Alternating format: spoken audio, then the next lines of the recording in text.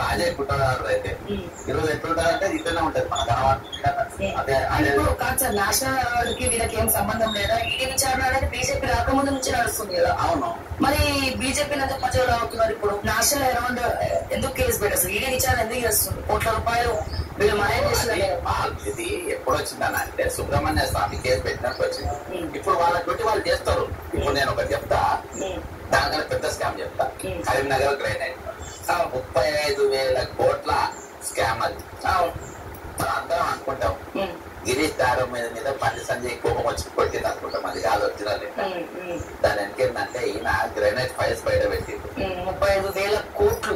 దాంట్లో చాలా మంది లీడర్స్ ఉన్నారు. సిండికేట్ అది చాలా పెద్ద ఎత్తున జరిగింది. దాని మీద పనమా లీక్స్ కూడా దాని పేపర్స్ వచ్చినాయి. అని ఈడీ పేరు కూడా ఉన్నది. నా ఫోన్లు ఉన్నాయి ఇవన్నీ.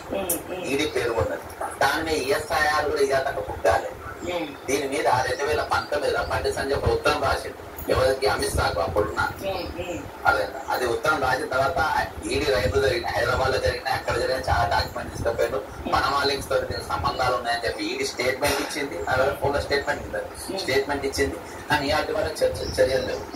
మరి దాదాపు ఒక 900 కోట్ల అవకతవకలు ఉన్నాయని చెప్పి నేషనల్ హెరాల్డ్ పేపర్ అంత ఫాస్ట్ గా మోగాల్సిన అవసరం కావాలి. వాళ్ళ వాళ్ళు పద్ధతి ప్రకారం చేసుకోవాలి.